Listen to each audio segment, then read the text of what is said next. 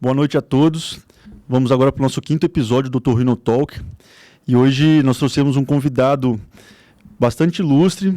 Vocês vão ver que a gente está cada vez mais trazendo convidados de fora do nosso ambiente mais próximo, né, que é ali da escola. Estamos trazendo pessoas muito importantes e muito influentes de outras grandes instituições que ditaram os rumos da nossa especialidade. Vou passar a bola para o Sassá agora para ele contar para vocês um pouco mais sobre nosso convidado de hoje. Então, salve. Hoje a gente está com um convidado de honra aqui também. É um grande prazer para a gente ter essa pessoa, esse profissional aqui com a gente hoje, para a gente conversar um pouquinho mais sobre a nossa especialidade. Então, vou apresentar para vocês o Dr. José Eduardo Dolci, graduado pela Faculdade de Medicina da Santa Casa de São Paulo em 1979, otorrinolaringologista também pela Santa Casa em 82, mestrado em 88 pela Unifesp Escola Paulista de Medicina e doutorado em 94 também pela Unifesp Escola Paulista de Medicina. Foi ex-presidente da ABOL, Associação Brasileira, professor titular do Departamento de Otorrino da Santa Casa em 2011, também reitor da Faculdade de Medicina de Santa Casa. Então, professor, muito obrigado por ter aceitado o nosso convite e queria começar primeiro convidando para um brinde aqui. Tchim.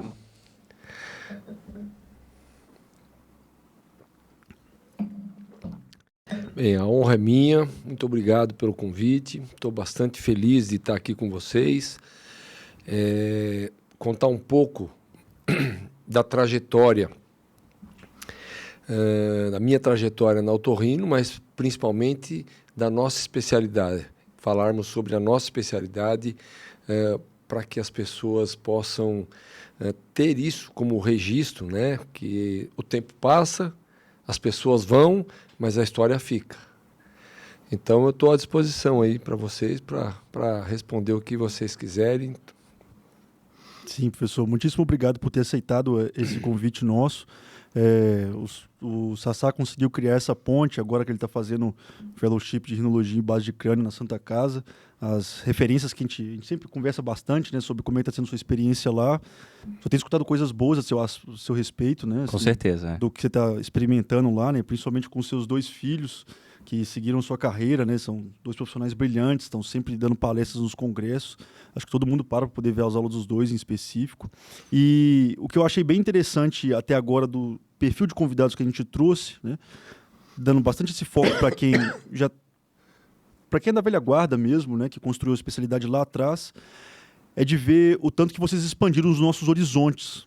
Às vezes a gente já chega aqui com várias coisas prontas e criadas, mas isso nem sempre esteve lá, né? Muitas das coisas que nós conseguimos fazer hoje, o leque de possibilidades que a especialidade cria para a gente, muito tem relação com essas pessoas que a gente está trazendo aqui. E eu acho que vai ser muito legal para a gente conhecer essa outra parte agora que nenhum dos outros 4 convidados trouxe, né, Bruno? Sem dúvida. Então vai ser bem diferente, acho que vocês vão gostar bastante do que a gente vai trazer. E, professor, geralmente a primeira pergunta que a gente faz é sempre tentando entender um pouquinho sobre quem é o José Eduardo, onde nasceu, onde viveu, quais que foram as principais influências ali no começo da vida e, sobretudo, por que escolheu a medicina e por que escolheu o otorrino? Bem, eu sou natural de Taquaritinga, é uma cidade do interior de São Paulo, uma cidade pequena, mas eu costumo brincar e dizer que é o centro do mundo. Quem conhece Washington, Moscou, tem que conhecer Taquaritinga, porque é o tripé do mundo. E na minha infância, eu realmente fui muito influenciado por 2 médicos na minha cidade, que eram médicos na verdadeira acepção da palavra. Pessoas dedicadas. Eu me lembro muito desses Dr. Paulo Zupani, que é um deles, e o outro, Carlos Gabriel, iam na minha casa quando meus pais chamavam para alguma coisa, e aquilo que vocês, que são jovens, nem imaginam, é verdade que existia. Eles iam, examinavam na casa da gente, com um estetoscópio, um aparelho de pressão, e faziam diagnóstico. Não precisava internar o paciente no hospital, fazer tomografia, ressonância, etc. De formas que essas pessoas me influenciaram muito. E desde muito jovem, quando me perguntavam o que eu ia ser quando crescer, eu dizia que ia ser médico. E a minha história começou que eu fui para Ribeirão Preto fazer cursinho com 16 anos. Fiz o 3º colegial e o cursinho junto. E aí prestei vestibular e o meu sonho era entrar em Ribeirão Preto, porque era onde eu fazia cursinho e era a medicina da USP. E na minha época tinha CECEM, CECEI e Mapofei. CECEM era para a área de medicina, o CECEI era para a área de humanas e o Mapofei era para a área de exatas. Bom, aí prestei o CECEM e as escolas era USP São Paulo, USP Ribeirão, Unicamp. E tinha a Santa Casa, que era um vestibular separado, era um vestibular isolado. E aí eu fiz o vestibular e entrei na Unicamp, mas entrei em pânico, porque eu não queria de jeito nenhum fazer Unicamp. Eu queria Ribeirão Preto, queria fazer lá. E também prestei Santa Casa, que foi o primeiro que eu prestei. Antes do CECEM, eu prestei a Santa Casa. E fiquei excedente, mas fiquei excedente longe. Então aquilo saiu do meu radar.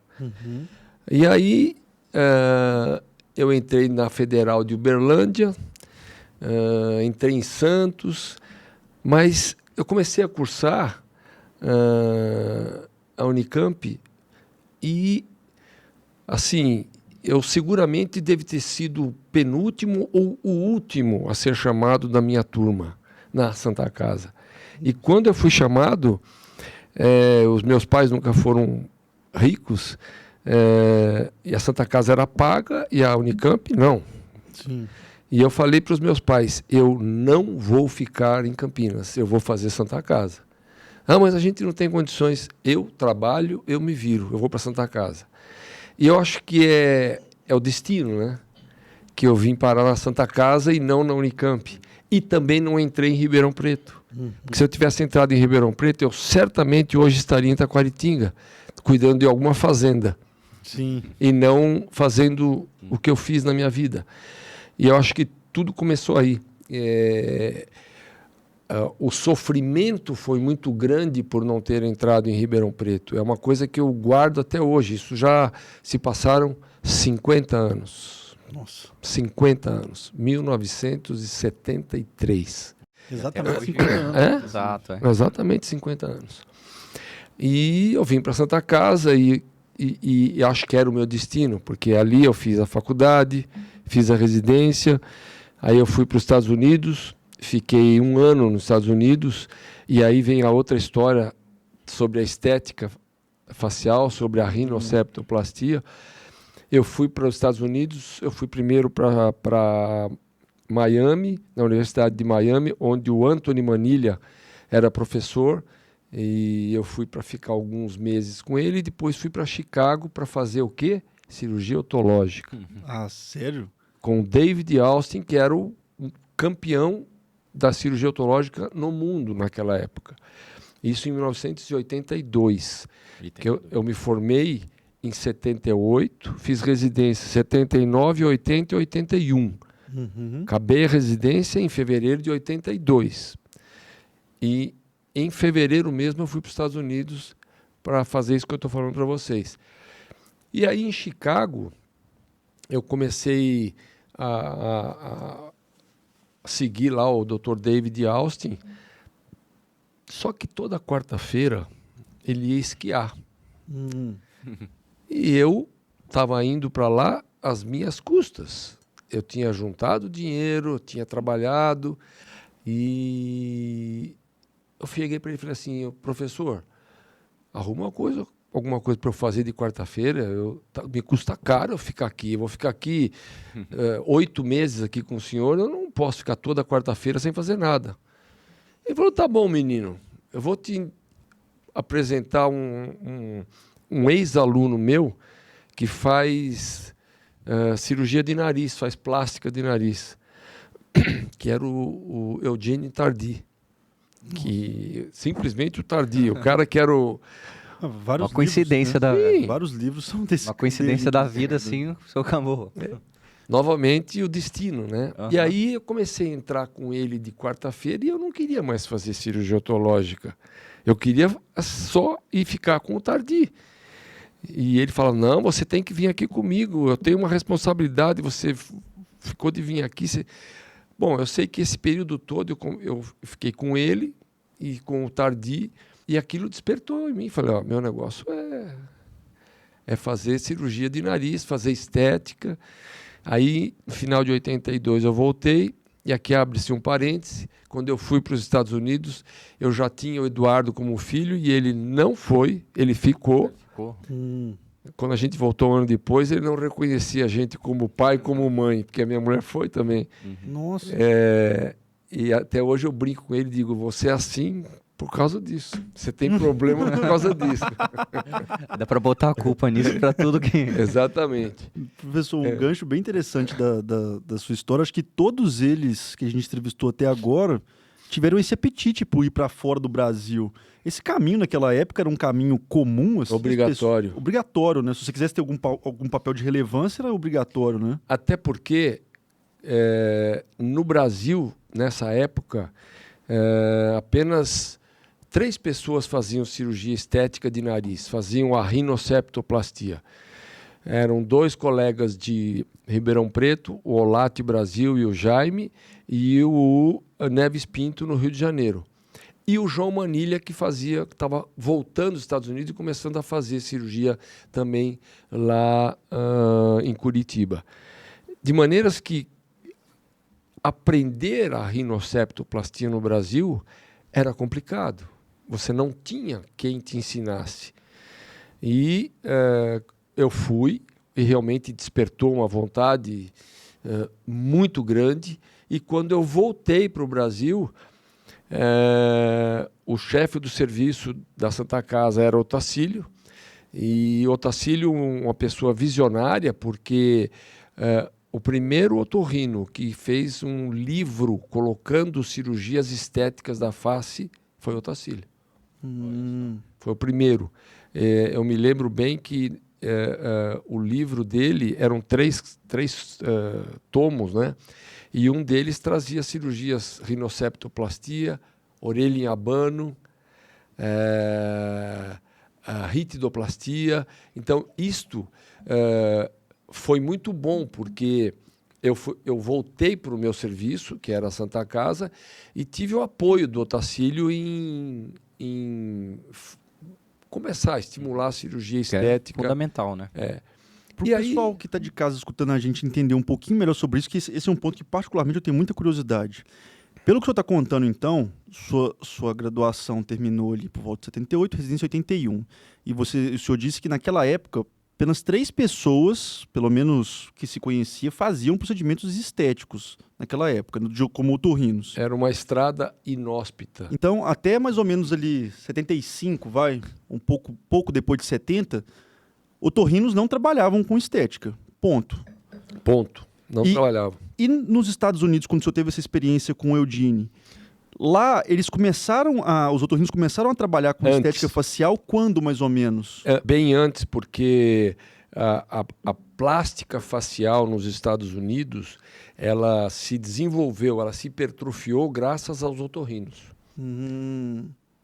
Roy foi um dos caras que muito precocemente começou com isso. Então, isso na história da rinoplastia. E vários outros, o próprio...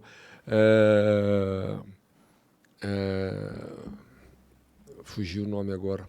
Daqui a pouco eu lembro. Que fazia a técnica do push-down, push-up.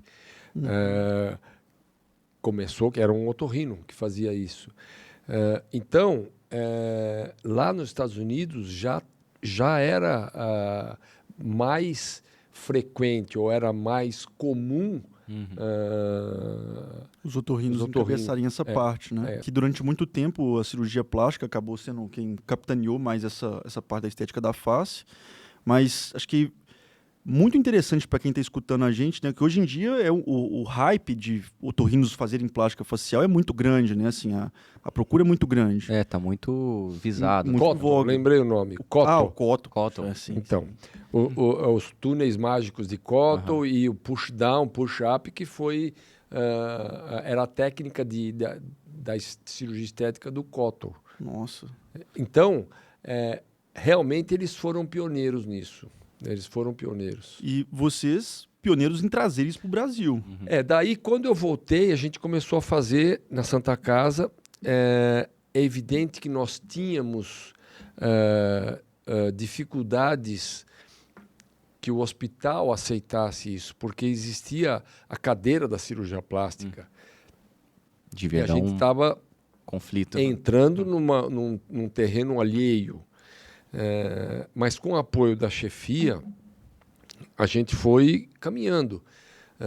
Fazíamos cirurgias e aí houve mais uma vez uma coincidência, uma feliz coincidência, porque o Dr. Perboar Sampaio, ele começou a fazer cursos de cirurgia de rinoceptoplastia lá no HC. Na verdade, ele fazia isso praticamente sozinho e ele não tinha apoio do departamento. Apoio praticamente nenhum. Tanto é que ele fazia no SVO, ele fazia as reuniões, as aulas, muitas vezes na casa dele, que era ali na Oscar Freire. E eu e o Ivo Bussolotti fomos fazer esse curso do Perboar. Parece que foi o segundo ou terceiro curso que ele fez, nós fomos fazer. E aí surgiu a parceria. Nós falamos, vamos fazer na Santa Casa, que lá nós temos o apoio da chefia.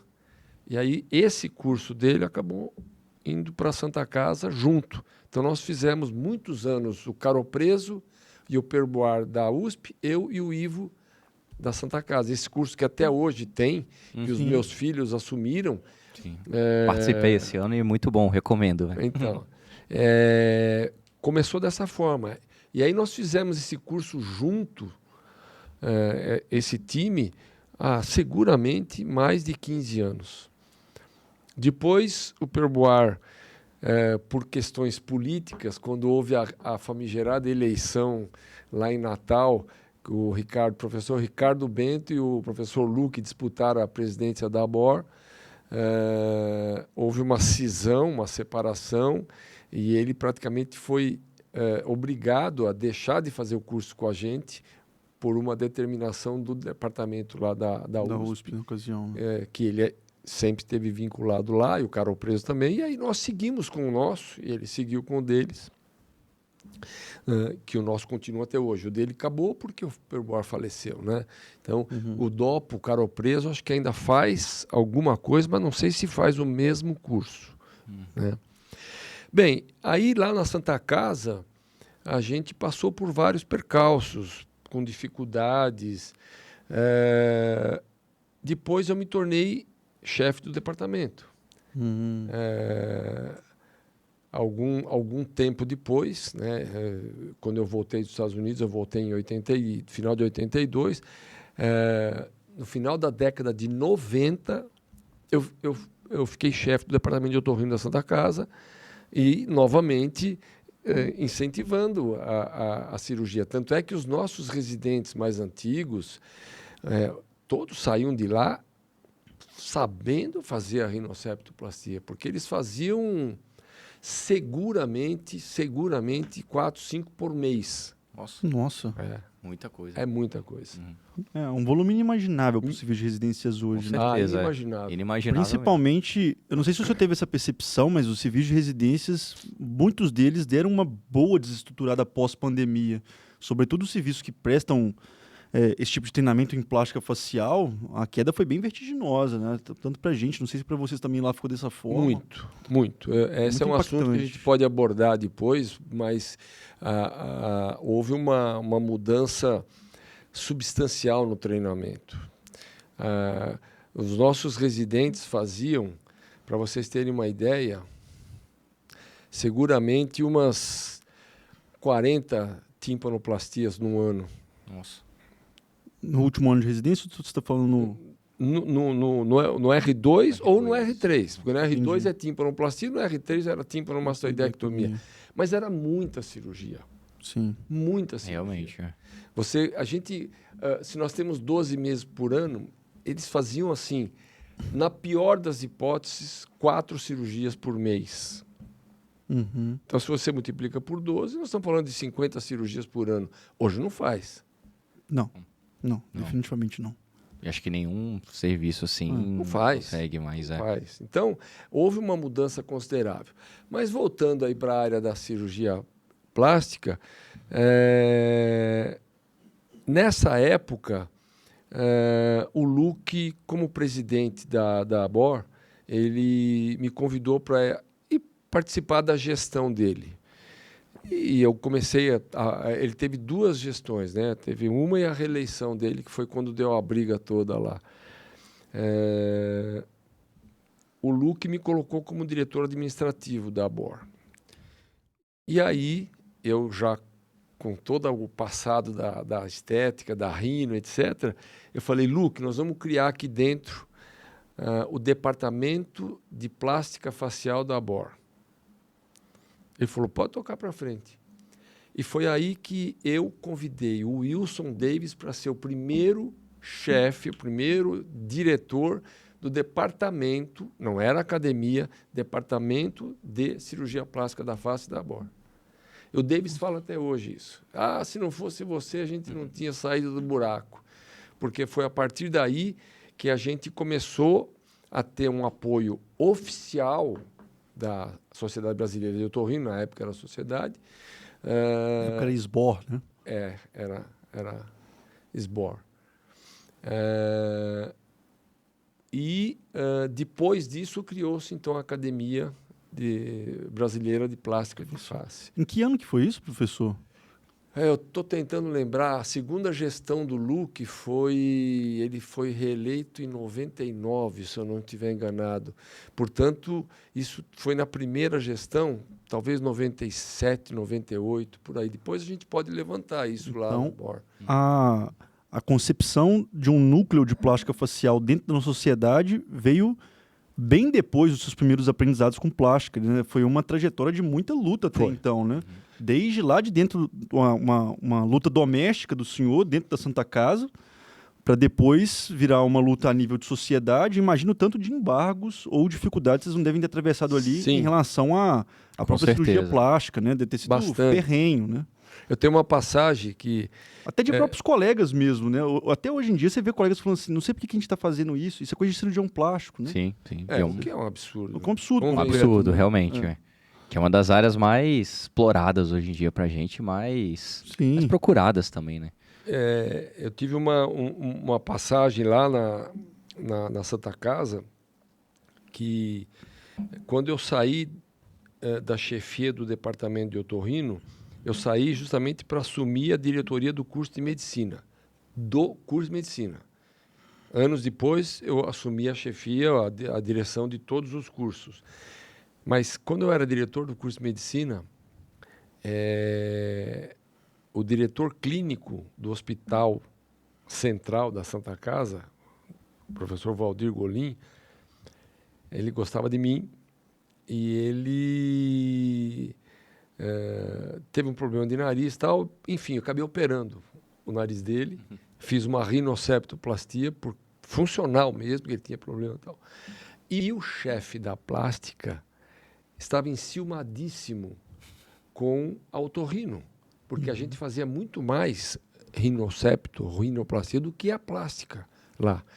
E aí ele fez uma queixa formal na diretoria clínica, dizendo que nós, otorrino, estávamos fazendo cirurgia e deixando muitos pacientes com sequelas graves. E o Valdir me contou essa história porque ele pediu uma reunião, diretor clínico, chefe da otorrino e chefe da plástica. Aí eu não tive dúvida. Já orientado, levantei pelo menos uns 10 prontuários que nós reoperamos os pacientes da plástica com insuficiência respiratória, lá no otorrino. E fui embaixo do braço com os prontuários. Inverteu o jogo. Quando nós sentamos na mesa, ele começou a falar, porque eles estão operando e causam problemas para os pacientes, papapá. E eu ouvindo, tal, falei assim, você tem alguma prova desses pacientes que nós operamos e ficaram lesionados? Não precisa de prova. Eu falei assim, mas eu tenho prova de vocês. Justamente o contrário. Tá aqui, ó. pus em cima da mesa e comecei a mostrar para o diretor clínico, mas ele já tinha me orientado, né? É meu amigo. Sim. Aí acabei, ele virou, você tem alguma coisa a dizer? Falou pro cara, ele falou assim, não. Ele falou assim, não tem, né? Então continuamos como estamos. O Torrino faz as rinocepto e ponto final. Essa aí é a famosa jogar com regulamento debaixo do braço. Com certeza. Né? Tem que saber jogar esse jogo. Então essas coisas nos alavancaram muito em termos de força. Se você não tem respaldo, o Perboar foi muito podado lá na USP, porque o Ricardo não tinha essa visão. Depois mudou, viu? O Ricardo começou a entender a coisa de uma outra maneira, tal, mas eu imagino que o Perboar deve ter passado apertado lá. Não eram só conflitos contra as outras especialidades, eram conflitos internos nossos também. Conflitos internos também. E isso aí realmente foi uma mola propulsora para a plástica facial no Brasil. Depois eu fui presidente da sociedade e a gente teve muitos embates também durante a minha gestão com a cirurgia plástica, porque eles nunca aceitaram isso. Porém, eu tenho convicção hoje de que o assunto rinoceptoplastia para a Sociedade Brasileira de Cirurgia Plástica é ponto pacífico. Eles aceitam isso de uma maneira muito serena. O medo deles é que a gente continue avançando e se apoderando de outras coisas que eles... Né? Mas a parte de rinoplastia é uma coisa que é ponto pacífico. Então... E o fim dessa trajetória é que eu acabei indo para a MB, eu sou diretor científico da MB, que congrega as 55 especialidades, e existe um conselho científico que é formado pelos presidentes ou pelos diretores científicos das 55 especialidades. E esse conselho científico é presidido pelo diretor científico, que sou eu. Então, toda vez que sai algum embate em que envolve otorrino e que tem alguma coisa a ver com atrito na área de plástica, é óbvio que eu estou sempre pronto para nos defender. E isso conta, isso é importante, porque você não cede espaço, porque vocês vão de convir comigo que a Sociedade Brasileira de Cirurgia Plástica é poderosa. Com certeza. É muito poderosa. Com certeza. Eles têm lobby no Senado, eles têm lobby no Congresso, são fortes. Então, a gente também tem que estar amparado para poder estar se defendendo e fazendo aquilo que tem que ser feito. Eu acredito que essa é uma estrada que está pavimentada. A gente só não pode perder isto por malpraxis, por fazer as coisas erradas, por não fazer direito. E eu, sinceramente, acho que isso é uma coisa que é fora de cogitação, porque o nível que se encontra a cirurgia plástica hoje, cirurgia plástica da face, praticada pelo otorrinolaringologista, é nível de qualquer país de primeiro mundo, não tenho dúvida disso. Eu conheço muitos lugares, muita gente, e a gente está realmente em cima. O senhor falando disso, assim, citando o professor Wilson Davis, ele, óbvio que não só ele, né, várias outras pessoas, mas o Wilson Davis foi muito conhecido internacionalmente por técnicas preservadoras que há um tempo ficaram de lado, né, foram colocados no sideline, mas que voltaram em voga hoje com tudo, né, e ele era hoje em dia muito lembrado em congressos internacionais, né? Meus colegas que participam mais dessa parte de plástica facial comentam muito sobre ele. Quando a gente teve nesse último congresso aquele convidado português, eu esqueci o nome dele, Miguel? Não, o Zé Carlos. O Zé Carlos, esse mesmo, o convidado português, o Zé Carlos, ele ficou aqui com o Wilson Davis muito tempo, né? Eu tive a oportunidade de conversar com ele. Então, o Davis é um herói. Né? O Davis é um herói, porque o que ele já formou e já ajudou de pessoas é um negócio inacreditável. Sim. E mais, ele está numa cidade do interior, está em Lajeado, uma cidade pequena, que fica longe de tudo, mas você pode ter certeza que Lajeado é conhecido no mundo inteiro, porque ele é um desbravador. Por causa dele, né? Por causa dele. Ele é um desbravador. O Davis tem todos os méritos que vocês possam imaginar nesta área de cirurgia plástica. E ele é um autodidata, né? O Davis é um cara que aprendeu operando, fazendo. Empiricamente. Tanto é que tem muita coisa que ele defende e que foi muito contestada. Por exemplo, o SPAR, né? Sim. Que é o antigo push-down ou push-up, e que hoje você vê gente, até o Toriumi, né? Toriumi está Sim. falando sobre isso. Na hora que o Toriumi começou a falar sobre isso, eu pensei, cara, não tem como, né? Porque a escola dele e a forma como ele aborda o nariz é totalmente o avesso disso, né? Para ele e ele pelo que eu já conheci de pessoas que conversaram com ele é bem metódico. Total. Para ele aceitar mudar de ideia, é porque ele tem que estar muito convicto com a ideia que foi apresentada para ele, né? E você vê uma pessoa que abordava o nariz de uma forma X, totalmente o avesso do que o Wilson Davis fazia, é sinal de que é uma técnica que tem força, tem bom embasamento, fundamentos. Né? Tem bons fundamentos. E aí a gente vê a força da nossa plástica facial, né? Como que a gente cresceu em relação a isso. Eu acho o fato da gente ter um perfil étnico muito diverso, muito variado, criou-se núcleos de cirurgiões muito especializados em diversos tipos de narizes diferentes, né? Muito diferente de quem, por exemplo, o nariz turco, o nariz italiano, o europeu, o caucasiano, onde as pessoas têm uma etnia muito homogênea. No Brasil, acho que a gente ganhou força muito por conta disso. Sim, você pega... eu vou dar um exemplo. Você pega o Patrocínio ali de Uberlândia, que é outra pessoa que merece ser lembrado, porque contribuiu muito com a plástica facial no Brasil, lá na Universidade Federal de Uberlândia. A turma dele lá, o pessoal é expert em nariz mestiço, em nariz baixo, em que você tem que fazer um dorso, elevar um dorso, estreitamento de asa. E isso tudo criou uma expertise fantástica. Você pega o pessoal do Sul, pessoal especializado em nariz caucasiano. Sim. O pessoal do IPO, lá de Curitiba, nariz caucasiano eles fazem de olho fechado. Por isso mesmo que a gente realmente, essa diversidade de etnias deu para a gente uma expertise que poucos lugares você vai encontrar. Sim, porque no resto do mundo você precisava chamar um turco, chamar um italiano, chamar uma pessoa que era especialista no nariz latino para poder se reunir de diversos países diferentes, por exemplo, nos Estados Unidos. Aqui não, o nosso quintal de casa é isso. A nossa briga já é essa desde o começo, né? Que é o nariz totalmente diverso e cada um vai poder contribuir aqui dentro com esse crescimento. E eu acho, assim, não sei se o senhor concorda comigo nesse ponto.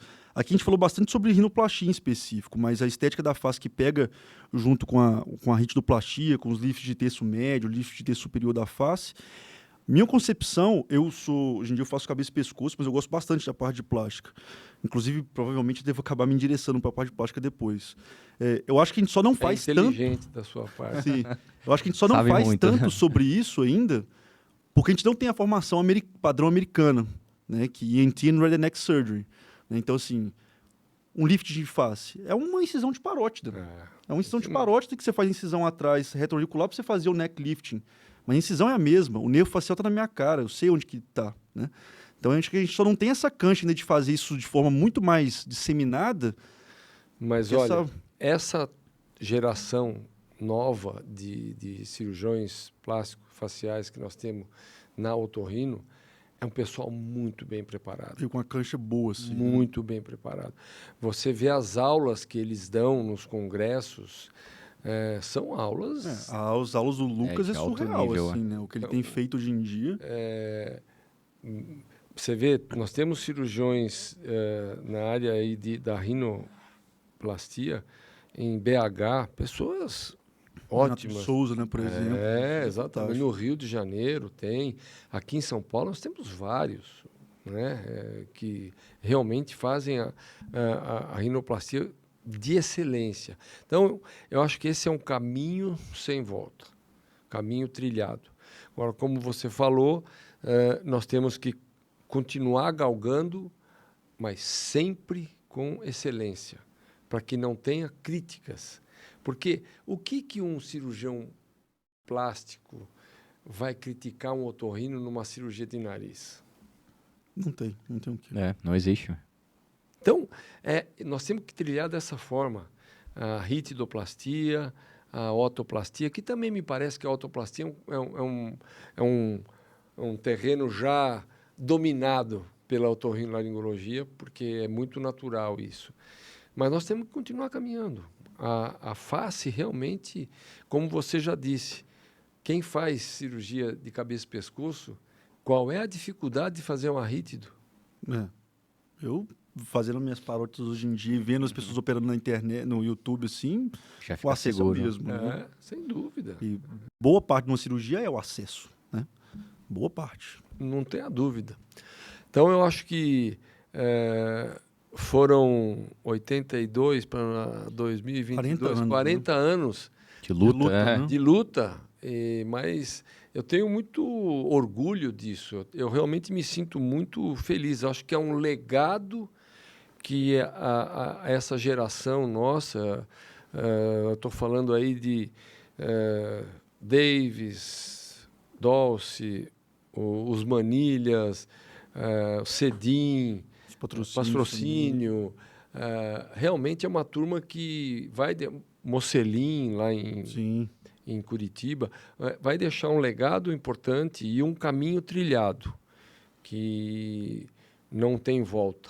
Daqui é só continuar caminhando, crescendo bastante nesse sentido. E eu acho que o objetivo de a gente ter um quadro como esse que a gente está tentando proporcionar para a especialidade como um todo, é que para você conseguir continuar trilhando um caminho de excelência igual vocês abriram portas para a gente, conhecer o nosso passado e ver as brigas que a gente teve é muito importante para a gente saber onde a gente não deve entrar a partir de agora. Né? E igual o senhor mesmo falou, né? A gente não pode escolher esse caminho mais curto e traiçoeiro, né? Que vai acabar destruindo o pavimento que foi criado para a gente durante décadas. Né? No caso do senhor, 4 décadas trilhando esse caminho para a gente. Então, por isso que eu acho importante esse reconhecimento histórico, né? Falar dessas pessoas que foram chaves nesse momento. Porque ainda mais no contexto atual que a medicina tem se forjado, a gente é cada vez menos unido, né? Cada vez menos consciência de classe nesse aspecto, né? Então, a gente precisa ter esse reconhecimento, não tem jeito, né? Esse é um aspecto também bastante relevante, né? A gente vê a medicina hoje, eu particularmente, que já passei por várias etapas, a medicina hoje ela é muito mais difícil de ser desbravada, de ser, vamos dizer, executada, porque o treinamento está cada vez mais difícil. As residências sofreram com toda a situação que o país vive nos últimos anos, com aumento indiscriminado de abertura de escolas de medicina, onde você tem um montante de pessoas jogadas no mercado sem preparo. Nós temos muito, mas muito mais egressos saindo dos cursos de medicina do que residências. É uma conta que não fecha. Não né? fecha, absolutamente não fecha. Esse é um assunto complexo, porque mesmo nas escolas onde você tem um hospital universitário, você tem um hospital, como eu estou falando da Santa Casa, da Paulista, da USP, da Unicamp, Ribeirão Preto, o número de pessoas que estão lá hoje para aprender é muito maior do que era quando eu fiz residência. Hoje você tem fellow, na minha época não existia fellow. O interno fazia o que faz um R1 hoje, ou até um R2. Uhum. Sim. Na minha época de internato, a gente operava apêndice. Você acha que hoje em dia interno... não, a gente sai do internato totalmente cru, assim. Ó. Então, a medicina, em função dessa abertura desenfreada de escolas, ela realmente vai tornando o ensino cada vez mais complexo. Sem contar que a medicina ela é muito mais complexa. Quando eu fiz residência, como nós já falamos,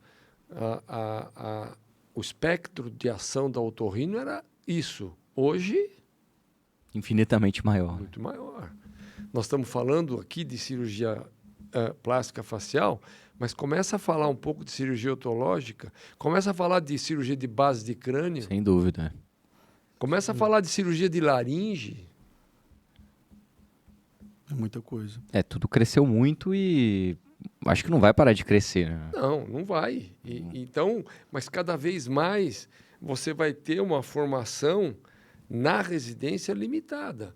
Eu hoje defendo fortemente que a residência em otorrino tem que ser no mínimo 4 anos. No mínimo.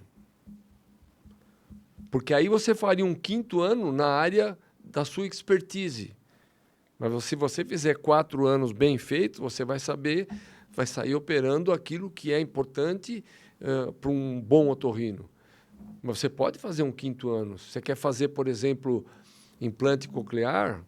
Você quer fazer mais cirurgia plástica facial? Você quer fazer mais base de crânio? Você vai para o seu 5º ano. Não dá para fazer otorrino em 3 anos hoje. E uma bandeira que eu gosto de falar muito sobre, e eu vi que o professor Paulo Pontes também compactua bastante comigo nesse aspecto. O que o senhor pensa sobre a gente moldar o nosso modelo de residência segundo os padrões americanos, boa parte dos serviços europeus e o japonês, em que a gente une novamente a cirurgia de cabeça e pescoço com o otorrino e ser uma formação de 5 anos? O que o senhor vê disso? Essa é uma bandeira do Paulo, de Paulo tempos, Pontes, de né? muito Algumas tempo. outras pessoas também compactuam com ela, mas como é que o senhor vê isso? Eu vou fazer um relato um pouco histórico aí para você, porque assim, muitos otorrinos mais antigos, otorrinos, tiveram essa bandeira de reunificar a cabeça e pescoço com o otorrino. Mas houve uma geração de cirurgiões de cabeça e pescoço no Brasil de pessoas estrelas. E essas pessoas sempre foram contra. E como eram pessoas muito fortes, politicamente falando, pessoas muito influentes, isto nunca conseguiu andar. E a minha geração, a própria geração do Paulo, a gente sempre disse, a cabeça, pescoço e o otorrino só vão poder voltar a ficar junto quando todos esses medalhões morrerem. Porque agora o abismo entre as duas coisas é muito grande, né? Você pensa em reunificar isso, é quase... A gente vê pouquíssimos serviços de residência que o otorrino mesmo participa ativamente da cabeça e pescoço. O servidor é um deles, né? O servidor estadual. Sim. É. O pessoal Eles participa até muito. hoje é junto lá. A residência de otorrino lá é junto com a cabeça e pescoço. Cabeça e pescoço. É um dos poucos, porque a Paulista depois separou, depois tentaram unificar, tanto é que fazia o primeiro ano em cirurgia geral. Sim. Mas Sim, hoje isso já não existe mais. Isso já mudou. Com certeza. E eu acho que um outro ponto que a gente tocou aqui, que é bem interessante, acho que muitas pessoas em casa devem ter dúvida em relação a isso. A gente falou sobre o treinamento cirúrgico, ele fica, hoje em dia, cada vez mais longo, muito similar ao que aconteceu nos Estados Unidos, por exemplo. Né? As formações cirúrgicas lá, hoje em dia, são homéricas, né? Uma baita batalha. E, em contrapartida, tem muita gente querendo aprender a fazer plástica facial hoje em dia, especialmente a rinoplastia. Só que não existem tantos fellows assim disponíveis para você poder fazer, né? As vagas são limitadas. Qual a dica que o senhor, né, que o Dr. José Eduardo Dolce, dá para quem quer trilhar esse caminho e às vezes não está numa posição de poder fazer um grande fellow, numa grande instituição? Como que o senhor acha que deve se dar esse aprendizado? Assim? Quais que seriam os caminhos, as dicas que o senhor dá para essa pessoa? Você está me perguntando para alguém que acabou a residência Isso. quer seguir nessa área. Isso. Veja, só tem um jeito de se aprender a operar, é operando. Sim. O estágio observacional, ele funciona, na minha visão, a partir de um determinado momento da tua vida, quando você já aprendeu, quando você já tem habilidades e você quer mudar alguma coisa, fazer um upgrade naquilo que você faz. Então, nesse particular, o estágio observacional é válido, você ir para o exterior, passar um período com alguém, etc. Mas, para chegar nisso, você tem que botar a mão na massa. E eu vejo isso como uma grande dificuldade, porque nós acabamos de falar que o número de cirurgias nas residências diminuiu. Diminuiu mesmo, por N motivos. Um deles é a questão financeira do SUS, que é notório isso. Lá na nossa faculdade, lá na Santa Casa, no nosso hospital, hoje o hospital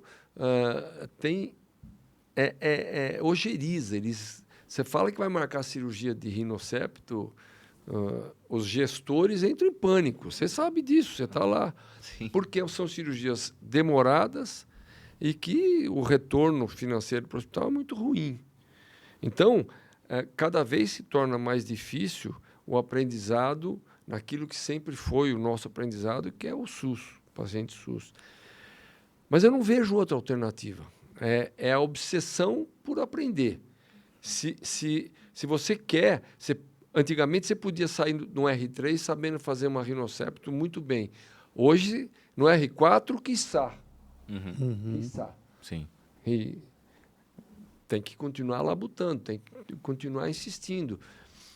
Porém, eu acho que toda pessoa que tem um foco, que quer, almeja alguma coisa, consegue. Você tem que lutar por isso. Em vez de você demorar 4 anos, você pode demorar 5, pode demorar 6, mas você tem que continuar fazendo. E eu vejo isso. Muitas pessoas que terminaram a nossa residência continuaram aprendendo, foram para fora, fizeram um treinamento fora, mas assim, às duras penas, porque isso cada um cava aquilo que ele quer fazer. Na minha época era muito difícil porque eram poucos os lugares. Hoje não, hoje você tem muitos lugares que aceitam fellow, aceitam pessoas para ir, mas tem custo. Tem custo e não é barato. Sim, definitivamente. Já vi alguns aí que são caríssimos mesmo. Para um mês, coisa de $10.000. Então. Eu vejo os cursos que são feitos aqui, e aí eu vou falar um pouco do nosso curso, porque o nosso curso nós nunca perdemos a nossa origem, que era o que o Perboar e a gente falava. Nós queremos despertar no otorrinolaringologista a ideia de fazer a rinoceptoplastia. E, para isso, você precisa ensinar o beabá da rinocepto. Uhum. Mas hoje a gente vê muitos cursos aqui pelo Brasil avançados. Vocês veem isso aí no WhatsApp. Todo dia tem curso do fulano, curso do ciclano, curso com não sei quem.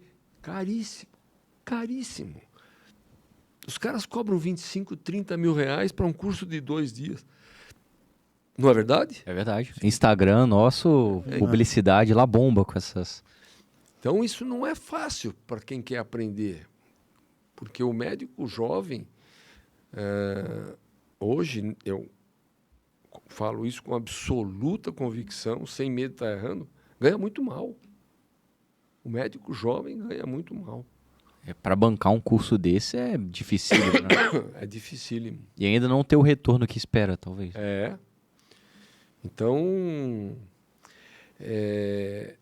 se a gente sair um pouco aqui da nossa conversa otorrinolaringológica, formos pensar um pouco na medicina, eu vejo um cenário bastante preocupante para o futuro.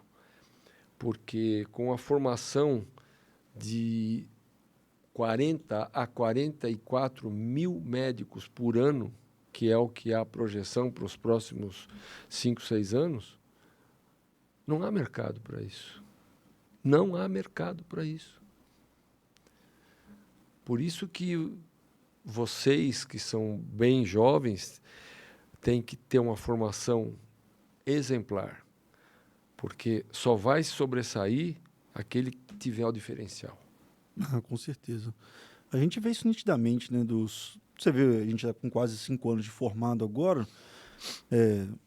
Os seus colegas que fizeram outras escolhas, por exemplo, às vezes de não fazer residência, ou fazer residência em algum lugar que não permitiu uma formação de tão grande de excelência, assim, é muito, muito nítido, né? O caminho que cada um escolheu e os frutos que cada um vai colher em relação a isso, né? Disso eu não tenho dúvida, né? O foco na formação tem que ser obsessivo, igual o senhor mesmo disse. Né? Você tem que realmente ter uma obsessão. Sem dúvida. Eu acho que isso que o senhor falou para quem está escutando a gente é bem importante, que eu não sei se você já tem essa percepção, mas o aprendizado cirúrgico, ele dói. Né? Assim, você vai tomar porrada, o paciente não vai gostar do resultado, vai ter problema, você vai chegar em casa e ficar assim, nossa, o que eu fiz esse dia? Não foi legal. Aí vai ter dia que você vai ter mandado muito bem, aí no outro dia você não faz o negócio do jeito que você gostaria. Então, não tem como. Se você quiser aprender a operar, você tem que ser obsessivo, igual o senhor falou. Eu tenho muito isso na minha cabeça também. Assim, você tem que acordar todo dia e fazer o negócio que você tem que fazer. Tem que treinar, tem que ir para o SVO, né, que as pessoas hoje em dia ignoram, acham que nem existe mais. Mas a porta do SVO tem que ser quase que a segunda casa de quem tem treinamento cirúrgico. É né? isso. Então, tem que ir E mesmo. não pode desistir no primeiro obstáculo. Por conta de um resultado ruim, né? Que vai aparecer. Isso não tenha dúvida. Ainda hoje, os meus filhos, que já têm aí uma história e têm uma triagem, e têm um know-how bastante importante, ainda hoje eles vêm discutir comigo coisas que acontecem. Pai, o que você acha disso? Aconteceu isso, isso, isso. Não é nem discutir a técnica, é discutir o que fazer com esse paciente. Como abordar, como conversar com o paciente. Aquele soft skill mesmo, assim. É isso. Aquele jogo de entrelinhas, né? Que é tão importante quanto, diga-se de passagem. Com certeza. Muito. E tão difícil quanto também, né? Muito, talvez mais. Você saber lidar com o ser humano, você entender o momento que você tem que ser dócil, o momento que você tem que ser duro. Isso é um aprendizado na vida que não é em 4, 5 anos que você aprende. É eterno. Né? É eternamente. Eterno. E eu tenho falado muito sobre esse assunto porque o que eu percebo é que o associativismo médico acabou. Os médicos jovens não querem mais saber de ser sócio da ABOR, de ser sócio da MB. Não querem. Isso não é importante para o médico jovem, mas tem que ser importante. Tem que ser importante, porque é a sua classe que vai te defender. É a sua classe que vai estar do seu lado nos intempéries e nas dificuldades. E se não tivermos uma classe forte, eu falo isso para vocês porque dentro da MB, a MB congrega todas as 55 especialidades. A MB hoje não tem 30 mil sócios no país inteiro. Nossa, para 40 mil formandos. Né? Sim, exato. Por exemplo, você acabou de falar um número. Tem Por 40 ano. mil formandos e a MB não tem 30 mil sócios. Não atinge o que é formado por ano. E destes 30 mil, cerca de 70% tem mais de 50 anos. Isso mostra que a nossa classe ela está desestimulada por aquilo que é importante, que é o associativismo. Acho que é uma coisa que o médico jovem precisa ser despertado para isso. Talvez a gente precisa procurar um outro canal de como comunicar isso de forma efetiva. Isso. Esse E é o... eu acho que os drives da sua geração eram diferentes, muito diferentes dos nossos, né? Por exemplo, uma coisa que me assustou, que eu achei muito interessante quando a gente conversou com o professor Paulo, foi quando ele disse que um estágio dele que ele ia fazer no exterior não deu certo por conta da guerra do Vietnã, assim, né? Que ele não conseguiu fazer o estágio por conta da guerra do Vietnã. Não foi só pelo fato de ser uma coisa do passado, assim, né? Bem antiga, mas vocês vivenciaram isso, né? Vocês vivenciaram momentos de crise, momentos tenebrosos, assim, em termos mundiais, no dia a dia de vocês. E eu acho que essa época permitiu que esse associativismo aflorasse mais na sua geração do que na minha e do Sassá, que nitidamente a gente só viveu bonança, né, cara? Sem Assim, dúvida. minha geração não passou, tirando a pandemia agora, né, que foi uma barra dura, claro, assim, não passou por grandes períodos de dificuldade frente ao que vocês passaram. Então, obviamente, os drives da nossa geração vão ser diferentes, né? A forma de vocês, opa, presta atenção nisso aqui, olha para mim, né? Isso aqui é importante, vamos fazer isso. No caso de vocês, era quase uma questão de sobrevivência. Sim. Para nós, já não é uma questão meramente de sobrevivência. Agora, como que a gente vai fazer para poder atrair essas pessoas? Inclusive, para cá fica super o convite. Associem-se à ABOL, associem-se mesmo à ABOL, Perfeito. sejam participativos dentro da sociedade da ABOL, Perfeito. falem o que vocês pensem, né? Porque o senhor construiu a história da nossa especialidade naquela época. Como que a gente vai construir a nossa agora? Quais vão ser os nossos próximos desafios como geração, né? A minha e do Bruno, que acabou de se formar. E esse é um passo fundamental, né? Essa união, esse Você sabe que você tocou num assunto que como se comunicar com o médico jovem. Esse é o desafio. Nós contratamos pela IMB um pessoal da GV. Contratamos, eles trabalharam 1 ano com a gente para tentar encontrar uma forma ou uma fórmula de ter mais sócios. Sabe a conclusão que nós chegamos? Nenhuma. 1 ano de estudo. 1 ano de estudo. Claro, existem várias propostas, tal, mas nenhuma que a gente enche os olhos e fala, isso vai dar certo. Então, é um desafio. Como se comunicar com o médico jovem? Vocês sabem quantos médicos hoje no Brasil não têm nenhuma residência? Não é que ele é clínico, não. Ele se formou e saiu para a vida. Com certeza mais da metade. Em números, eu acho. Sem sombra de dúvida. Sim. Nós temos hoje no Brasil 580 mil médicos. 280 mil médicos não têm nenhuma residência. Nada. Quase metade, né? É quase a metade. O dado da Associação Médica Brasileira em relação às residências médicas, né, tipo assim, a demografia médica de 2023 que saiu, mostrou que os serviços de residência, até pré-pandemia, eram 21 mil vagas. Pós-pandemia, caiu para 18 mil vagas. Dentro da otorrinolaringologia também caiu bastante, diga-se de passagem. Santa Casa caiu. A única especialidade que foi, né, que cresceu nesse período assim, cresceu de forma específica, foi anestésio, que eu tinha visto. Uma das poucas que cresceu. Então, os números de vagas de residência eles não estão sendo preenchidos mais. As pessoas não estão procurando isso como resposta para a formação médica delas, né? O que assusta um pouco, né? Porque para mim, para nós 3 que estamos aqui, acho que é uma resposta quase que óbvia que você teria que fazer. Mas essas pessoas não estão achando que isso é óbvio mais, né? Isso, Exato. Para a gente era óbvio, né? Por que para o resto, Sim. para mais da metade, isso não é óbvio? E mais uma vez, trazendo para dentro da nossa sociedade mesmo, né? Para nós, achar esse motivo para essa pessoa poder se associar a BOL de verdade, talvez seja um pouco mais fácil, porque a área de interesse é muito menor, né? Você está lidando com um público um pouco mais homogêneo. E ainda assim, você vê, às vezes, as pessoas não capengando assim, né? Não acreditando muito na sociedade. E, poxa, hoje em dia a gente convive. Hoje em dia eu vi o professor Leonardo Haddad, né? Nosso atual presidente, assim. E, poxa, o cara cheio de boa vontade para poder fazer as coisas, muito disposto a conversar e escutar os outros, né? Muito próximo da gente, inclusive. Sim. E, poxa, que fique o convite aqui para as pessoas participarem cada vez mais disso, né? O associativismo é uma coisa que precisa ser sempre discutido e lembrado pelos jovens, porque a sensação que nós temos é de que quando essa geração aí dos 50 anos acabar, não existirá mais a MB, não vai ter a BOR, não vai ter... Porque as pessoas não têm esse estímulo.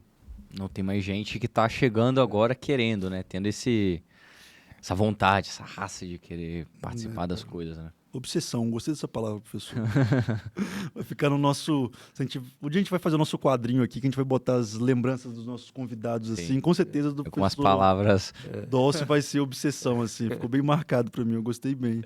E Bruno, se eu não me engano, você fez uma pesquisa um pouco mais a fundo aí da vida do professor, acho que com pessoas que sabem da vida dele, né, que são os filhos, sobre algumas situações legais que aconteceram em congressos, né, de vivências boas do professor. Conta aí pra gente, mais ou menos, como é que foi isso aí com o Rick. O que o Rick contou aí? Até para eu saber se é verdade, né? Ou se isso é narrativa só. Então, as fontes são confiáveis a princípio, né? Mas o senhor pode contar da maneira que for mais confortável para o senhor. Ou teve alguns momentos em congresso que o senhor tomou um vinho um pouco a mais e andou tendo algumas situações assim... Mas eu queria que o senhor comentasse, compartilhasse alguma dessas situações. Não, conta aí, eu quero saber, vamos ver. De repente eu nem me lembro. Qual? Fica à vontade. Bom, como é que o Rick tinha mandado pra você mesmo daquele dia que ele foi num congresso fora do Brasil, não foi? Onde que foi esse congresso que ele tinha comentado? Eu não me recordo agora onde era o congresso.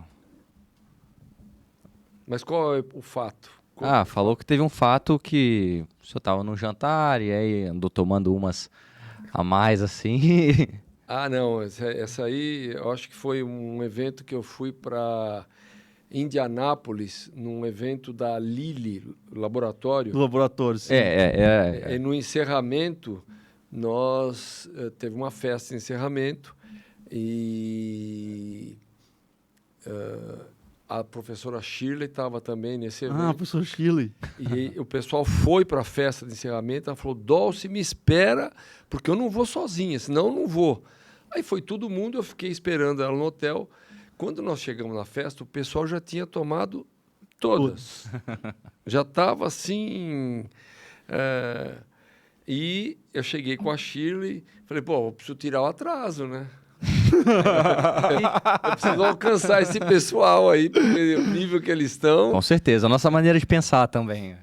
E aí, começa a beber e, bom, deu, sei lá, 30, 40 minutos que eu não tinha comido. Já comecei a ficar ruim, não estava muito bom. E quem estava junto era o Eduardo Ortiz, que é um otorrino ali de Osasco, muito amigo da gente. E o Eduardo já estava doidão, ele subia onde tinha um conjunto de cucarachos que estavam tocando, e nitidamente os caras não eram americanos. Sim. Falavam espanhol e tal. Só que ele não percebeu que os caras estavam assim. Aí ele começou a se encantar com a cantora e falava em português, achando que ela não ia entender. Eu falei assim, você quer saber? Eu vou me esconder, porque nós vamos ser presos aqui. Entrei embaixo da mesa. Entrei aquelas toalhas que caíam assim. Sim. Entrei embaixo da mesa e eu só escutava ele falar assim, Dulce, cadê você? Onde você tá? Você foi embora. Embaixo da mesa. Eu estava embaixo da mesa. No cassino. Caladinho, não abria a boca. Estados Unidos ainda. Cara, aquele dia eu passei muito mal. Fui pro hotel, assim, foi um desastre. Uma das coisas mais desastrosas da minha vida. Eu sei que 6 horas da manhã tinha que descer para pegar o avião para Miami. Óbvio que eu não apareci. Aí foram lá, tiveram que arrombar a porta. Nossa! Do quarto.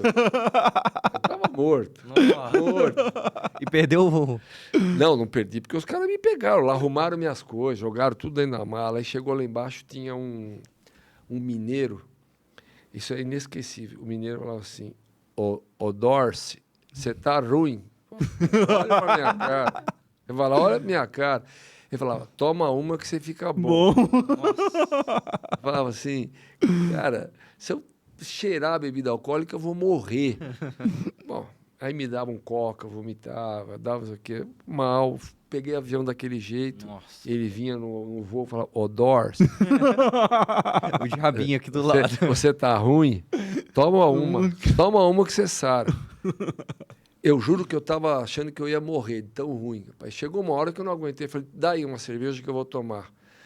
Tomei 3 goles, aquele negócio desceu bem. Aprumou o corpo, aprumou. Deu aquela revigorada. Ele já. falou assim, não te falei, Dorce? Se tivesse bebido antes, já estava bom. Então, são histórias que a gente passou aí. Nossa, tá vendo? Tem que confiar nos mineiros, né? Porque É, eu também eu mineiro Tem também, mais né? uma história legal disso. Por favor. Ó, Fui com eu e Paulo Pontes. Eu era o responsável pela a rinologia da IFOS, International Federation of Organ Society. E o Paulo era vice-presidente e ia se tornar presidente, como se tornou depois. Então, nós fomos para um evento da IFOS em Viena. Fui eu e o Paulo.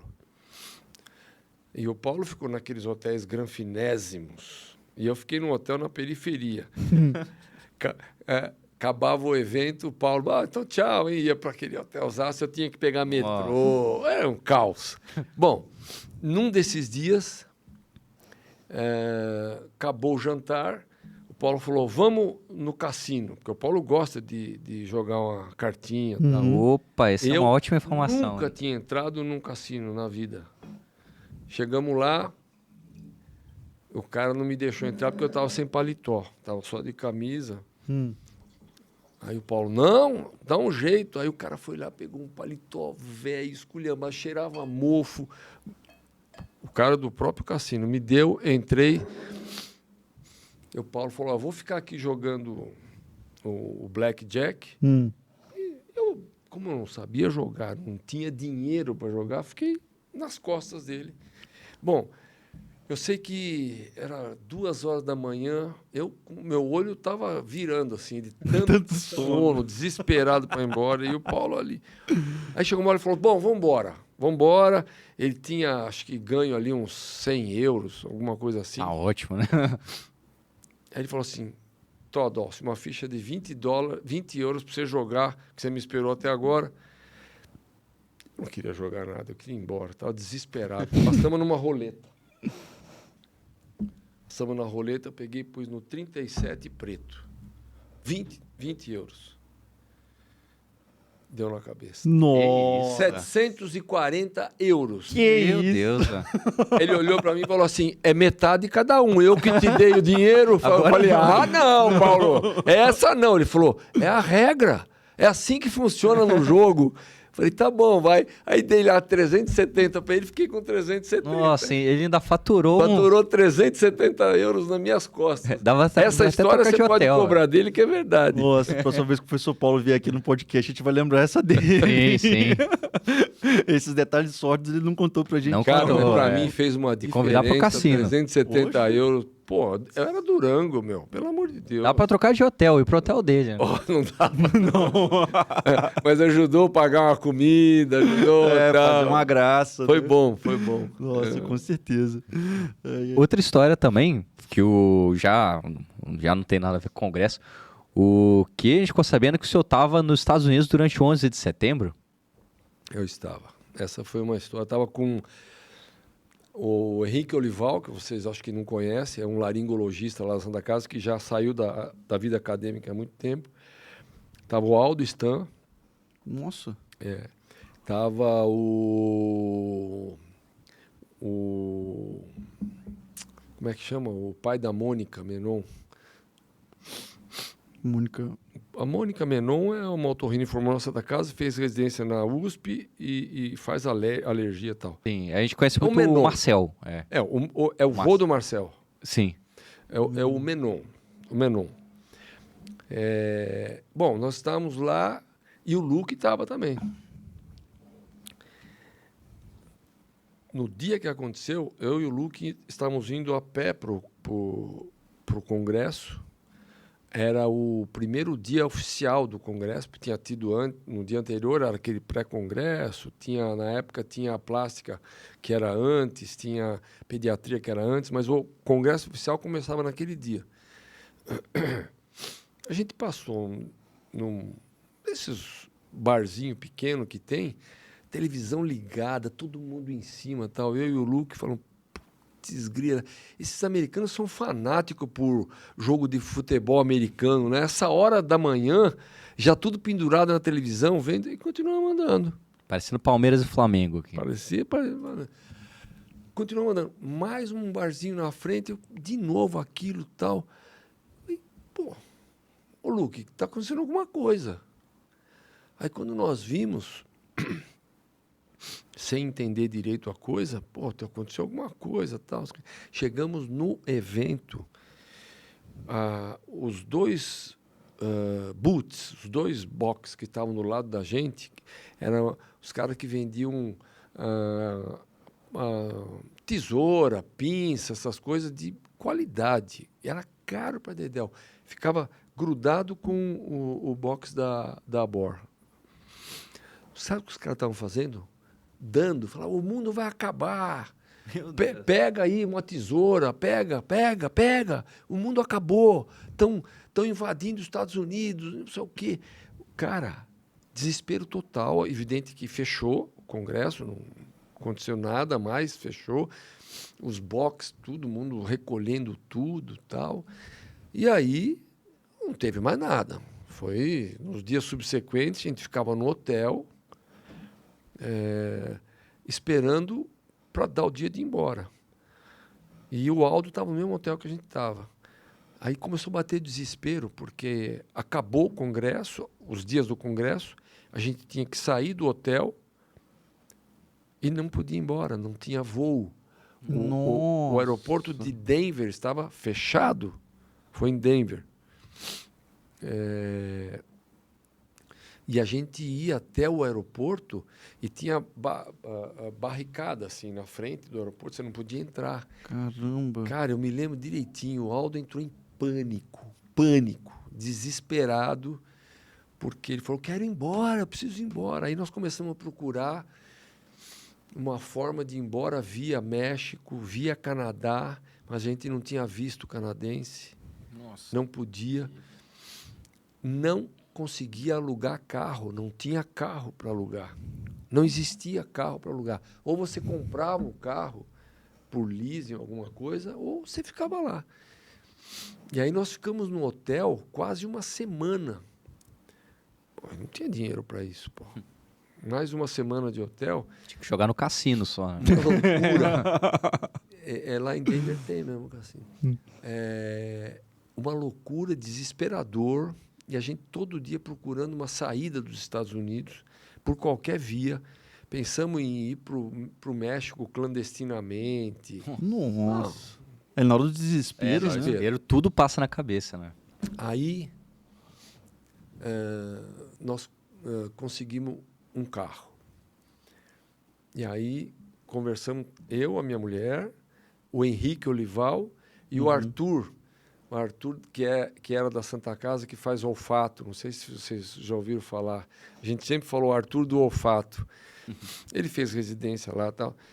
Os 4 num carro. O Aldo já tinha saído de carro também. E aí começamos a dirigir de Denver para Miami. Denver para Miami? Isso não é perto não, tá, gente? Não, é longe pra cacete. É longe demais, tem que cruzar os Estados Unidos inteiro. Aí... no meio do caminho tinha Chicago. A gente já estava dirigindo há 28 horas ininterruptamente. Os 4 no carro. Que isso? Aí chegamos em Chicago. Vamos arriscar aqui para ver se tem voo. Paramos, fomos lá. Tinha voo para Miami.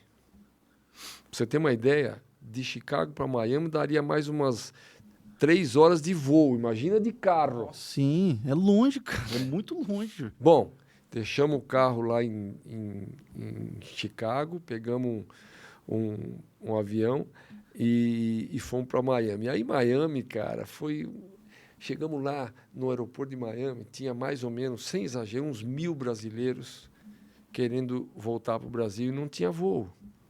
Tinha uma fila quilométrica, imagina, mais de 1.000 pessoas numa fila. E você não podia sair nem para ir no banheiro. Meu Deus. A gente saía, o pessoal, vai perder o lugar, saiu, não pode. Assim. Caramba. Aquela guerra. Mais de 24 horas na fila esperando para conseguir um voo. Tivemos que comprar outra passagem para ir de Miami para o Brasil. E numa dessas, só para terminar essa história, o Chico Romano, que é de Guarulhos, o Chico ele fez bariátrica, hoje ele está magrinho, mas ele era roliço. Ele devia pesar uns 160 quilos, mais ou menos. Isso. Quando chegou a nossa vez de comprar a passagem para embarcar, a moça falou assim, acabou, não tem mais. Esse rapaz, imagina um cara de 160 quilos, ele se jogou em cima do balcão da companhia aérea e ele gritava, esperneava. É uma cena que na minha memória, até hoje, não sai da minha memória, tá lá dentro. E eu encontro o Chico hoje, eu falo assim, Chico, eu não me conformo com o que você fez. Ele falou assim, salvei você, a sua mulher e eu. Se eu não tivesse feito isso, eles não iam dar passagem pra gente. Ele conseguiu. Conseguiu. Isso, Não, mas ele se jogou, de verdade, se jogou em cima do balcão e começava a gritar, eu vou morrer! Que a mulher falou, deixa eu liberar. É melhor, mais seguro liberar ele do que... Nossa, tá louco. Olha, foi uma epopeia, cara. Nossa, eu imagino. Foram mais de 7 dias. Vocês cruzaram de Denver até... Foi até Chicago, 28 Uma horas odisseia, dirigindo, assim. sem parar. Só parava para pôr combustível e seguia. Nossa Senhora. Tá louco. Nossa, foi muito intenso, cara. Realmente uma história aí que fica pra contar. Né? Foi. Poxa, foi dentro de um congresso, foi vendo um congresso, ainda, Congresso, não foi nem indo, tipo, a passeio, né, cara? Foi indo pra um congresso em Denver e aconteceu isso tudo. Que loucura, E bicho. salvos da maneira mais inusitada possível, né? Pelo Chico Exatamente. Francisco Romano. Ai, esse aí vai entrar pra história. A gente tem que trazer esse cara aqui depois, Sim. Sassá. Vamos convidar ele. O Chico é uma figura, viu? Tem muita história da medicina. Ele é um cara um pouquinho mais novo que eu, palmeirense doente. Aí já tem. Teve em Dubai comigo no Mundial, agora que nós fomos para Dubai e para Abu Dhabi assistir os jogos. Fizemos um grupo muito bacana e o Chico foi junto. Olha só. Ó, Palmeirense doente. Ele fica 24 horas no ar, pegando notícias do Palmeiras e botando no WhatsApp. atualizando, né? Ai, ai. Em Abu Dhabi, pelo menos, ele não teve que passar pela mesma cena, né? Não. Ele se comportou. Ele não teve problema. Ai, ai. Mas, professor, encaminhando um pouquinho mais pro nosso final aqui, a gente sempre pede para as pessoas, para os nossos convidados, falarem alguma mensagem assim, que gostaria de deixar para as próximas gerações, né? Assim, o que o senhor acha que a gente deve correr atrás? Qual que é a mensagem que o senhor gostaria de deixar para pessoas como nós que estamos aqui te escutando? Residentes, pessoas recém-formados, os fellows. Bom, eu vou dividir esse final em duas coisas. A primeira é a parte científica propriamente dita. Eu vou repetir o que eu disse para vocês mais de uma vez. Se você quiser ser alguma coisa na vida, você tem que ser obsessivo. Você tem que ter uma busca incansável pela perfeição, a busca por aquilo que você almeja e você procurar cada dia, nem que seja uma coisinha de nada, você ser um pouco melhor do que você foi no dia anterior. Falando isso do ponto de vista técnico, do ponto de vista científico, de estudo, não dá para parar de estudar nunca. Você vai perguntar, Dó, você estuda ainda? Estudo. Eu tenho 45 anos de formado e estudo ainda. E não é pouco, não. Eu estudo. Porque se eu fosse fazer a medicina que eu aprendi em 1978 até 81 de otorrino, eu estava perdido. Não é a mesma coisa, absolutamente não. Sem dúvida. Não é a mesma coisa. E a outra parte é a questão de vida mesmo, de ensinamento, que não existe hipótese de você ser um grande médico Não estou só falando de ser um bom otorrino. Se você ser um grande médico, se você não tiver amor à medicina, se você não tiver honestidade e se você não tiver um mínimo de respeito pelo ser humano.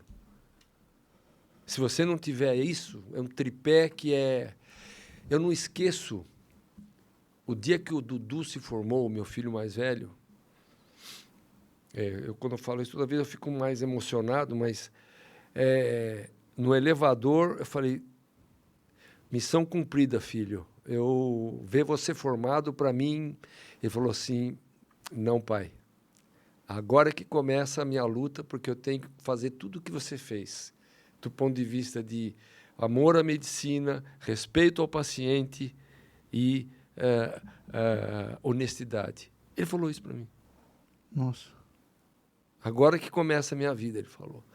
Então, não tem hipótese nenhuma de você ser um grande médico se você não respeitar o seu doente, se você não for honesto. O ganhar dinheiro é consequência da medicina. Não pode ser o seu objetivo. É claro que você tem que pagar conta, ele tem que pagar conta, eu tenho que pagar conta, faz parte. Não é só o sacerdócio. Você podia falar disso na época de Hipócrates, lá atrás. Hoje não tem jeito. Mas não é esse o objetivo principal. Até para terminar, eu falo isso para os alunos no curso, talvez você tenha ouvido eu falar. Você tem que saber falar não para uma cirurgia. Porque é muito bom você falar, pô, vou marcar mais uma rino aí, 20 pau no bolso, tal. Só que tem dinheiro maldito. Então, aprenda a falar não. Tem hora que você tem que dizer não. É muito mais difícil do que operar. Mas tem que saber falar. E tem que saber o momento certo, porque dinheiro maldito é uma coisa que o travesseiro não consegue. Você põe a cabeça ali... Pesa. Então, nunca. Você pode ter cirurgias que não deram certo, mas você foi imbuído de fazer o melhor possível. Vocês pensam, puxa vida, mas será que tem alguém que marca uma cirurgia sem precisar? Tem. Tem. E não é pouco. São muitos. Então, são essas coisas que, se você mantiver isso aí na tua vida, as coisas vão dar certo. Pode acreditar no que eu estou dizendo. Vão dar certo. Você pode não ficar rico para comprar uma Maserati ou comprar uma Porsche, não sei das quantas, que eu também não faço questão nenhuma. Mas você vai viver bem. Você vai dar para a tua família o que ela precisa, estudo e, principalmente, ensinamentos que eles vão passar para os filhos também. Essas coisas são, na minha modesta visão, mais importante do que ensinar a operar. Muito mais importante.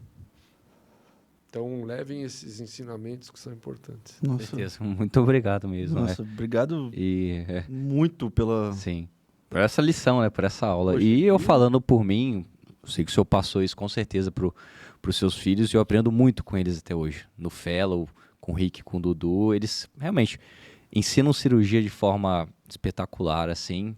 E não só isso, eles ensinam muito esse contato com o paciente, essa humanidade e tudo. São duas pessoas que no meu convívio, assim, acrescentam muito para mim, assim, não só para mim, como para todos que estão convivendo lá.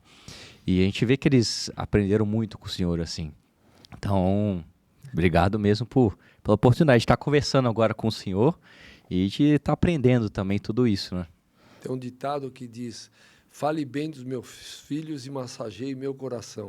É o que você acabou de fazer. Então, você já acabou de fazer uma massagem aqui. Fico feliz. Todo pai gosta de ver falar bem dos seus filhos, e eu acho que os meninos são bem formados, são pessoas do bem. Com certeza. Tenho absoluta convicção. São pessoas que fora são de pessoas série, do assim. bem. Vendo o senhor falar dessa forma, primeiro, é muito gostoso ver uma pessoa que consegue, assim, é a primeira vez que a gente te vê, né, professor? O primeiro contato que a gente teve com o senhor foi literalmente agora gravando um podcast, uma entrevista como a gente gravou agora, né? E a conversa foi tão gostosa ao ponto de você se sentir à vontade de falar da sua família, né? Num tom lindo, né? Falar dos seus filhos, do seu legado. E deu para perceber o tanto que você tem essa característica de liderança muito forte, desde os princípios, né? Acho que uma das principais características de um líder é saber observar as situações e extrair ensinamentos muito fortes sobre elas e passar isso para frente, né? Você vê que cada situação que o senhor viveu não foi algo banal ou em vão. Você sempre tem um olhar observador muito intenso, né? Igual foi ver o seu filho te falando aquilo, tanto que o senhor ficou cativado, observou aquilo e conseguiu passar para frente. E, poxa, saiba que o sobrenome que o senhor carrega, que os seus filhos hoje carregam, sem sombra de dúvidas, contribuiu e muito